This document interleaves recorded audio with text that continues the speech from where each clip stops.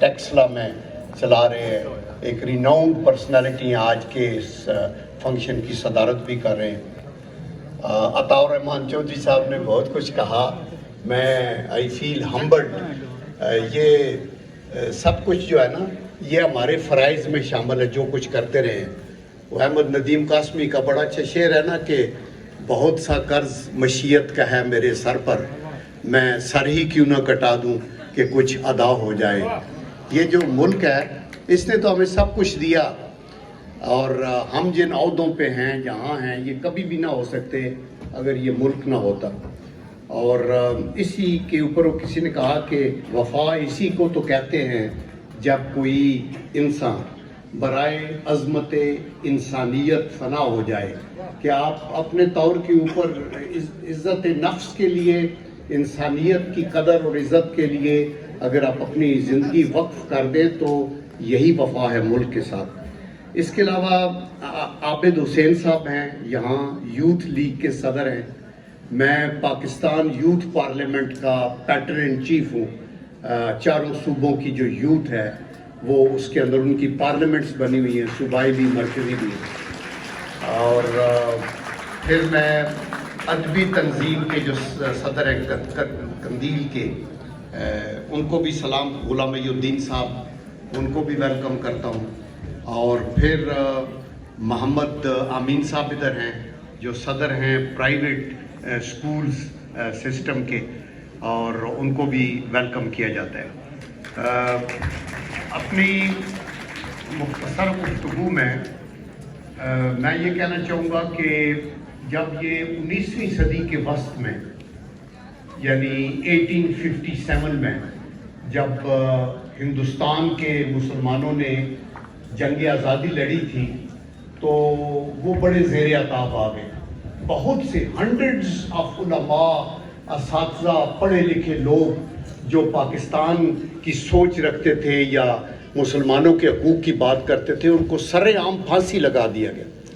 تو اس کے بعد ایک مرد مجاہد سامنے آئے، سر سید احمد خان، جنہوں نے علی گڑھ یونیورسٹی بھی بنائی۔ تو انہوں نے کہا تعلیم پہ دھیان دینا ضروری ہے، اگر ہمارے مسلمان پڑھے لکھے ہوں گے تو اس سے ہم اپنا دفاع بھی کر سکیں گے۔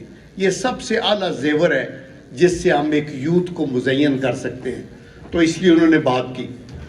پھر 1877 میں غالباً نومبر کے اندر علامہ اقبال پیدا ہوئے، اور کئی لوگ تو کہتے ہیں کہ علامہ اقبال نے پاکستان کا تصور جو ہے وہ 1930 میں دیا، لیکن ایکچولی اگر آپ اس کی ریسرچ کریں تو 1901 میں علامہ اقبال ایک ایسے اسکول میں گئے، جیسے میں یہاں آیا ہوں، تو وہ کچھ، یہ تو کالج ہے، وہ کچھ اسکول تھا، وہاں انہوں نے بات کی کہ یہ جو ہمارے مسلمانوں کے حقوق کا تحفظ تو تب ہی ہوگا جب ہم ایک علیحدہ سلطنت کی بات کریں گے، 1901 میں۔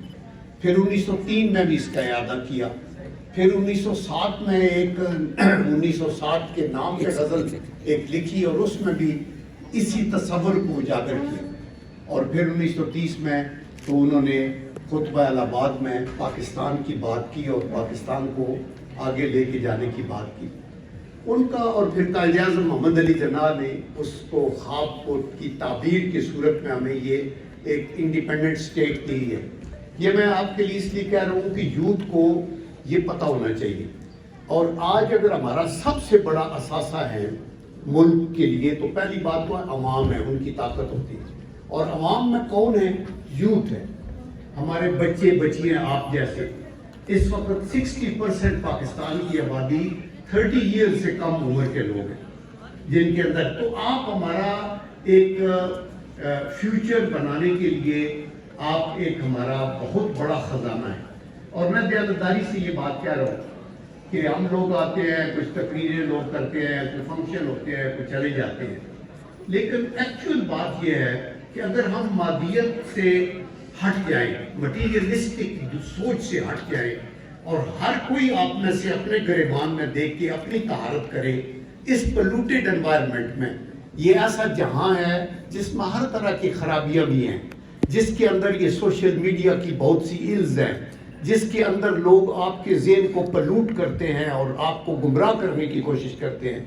ایسے میں سامنے وہی آئیں گے جو کہ اپنی انا کے اوپر، جو کہ اپنے کردار کے اوپر، جو کہ اپنے کیریکٹر کے اوپر، جو کہ اپنی اخلاقیات کے اوپر آگے آئیں گے، ہاں وہ ہماری بچی ہو یا وہ ہمارا بچہ ہو. دیٹ از وائی علامہ اقبال نے کہا کہ مانند سحر سے نے گلستہ میں قدم رکھ، آئے تہ پا گور شبنم تو نہ ٹوٹے، اور ہو بیاباں سے ہم آغوش و لیکن ہاتھوں سے تیرے دامن افلاک نہ چھوٹے.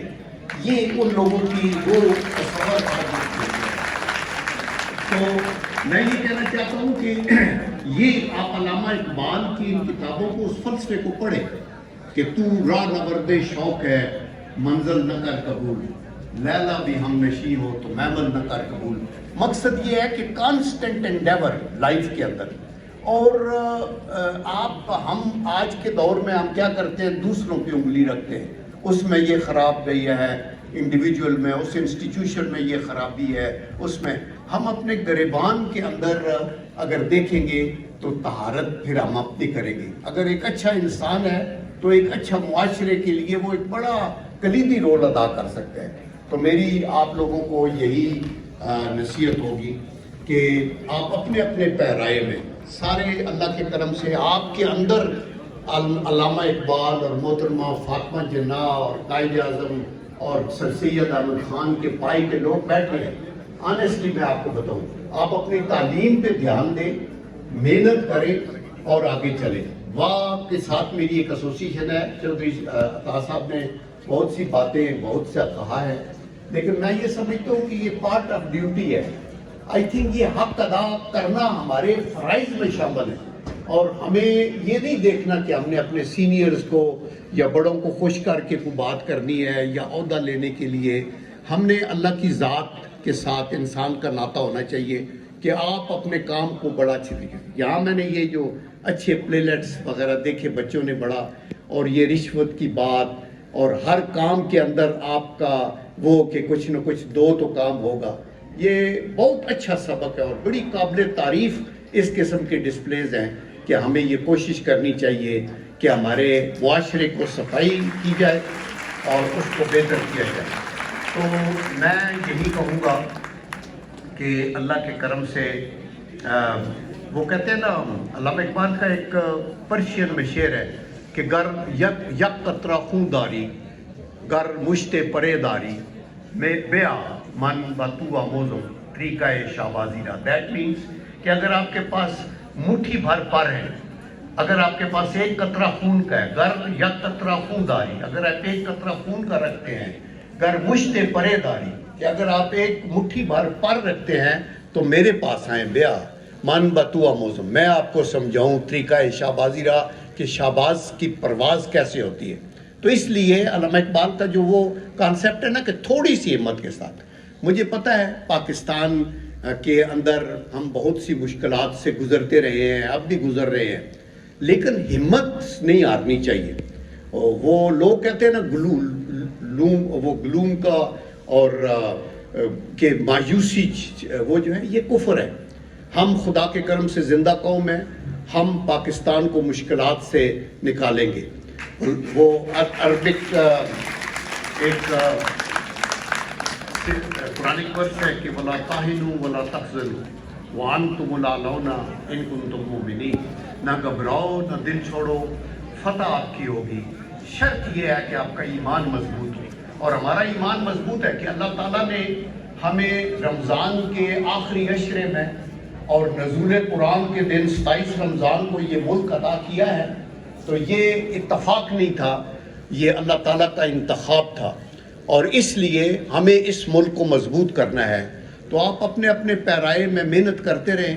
ہر سکول کے اندر یہی ہماری نرسری ہے جو آگے جا کے اس پہ کرتا ہے. آپ کے لباس میں، آپ کی گفتگو میں، آپ کے کنڈکٹ میں میانہ روی کا عنصر ہونا چاہیے. اور یہ بات دیکھیں، مغرب کا جو بز ورڈ ہے وہ کیا ہے؟ وہ ہے آزادی. اور آزادی کیا؟ مادر پدر آزادی. جوان بچے باہر جا رہے ہیں، شادیاں کر رہے ہیں، کوئی شادیوں کے بغیر رہ رہے ہیں، یہ وہ ماحول ہے. ہمارا جو بز ورڈ ہے مسلمانوں کا وہ ہے حیا.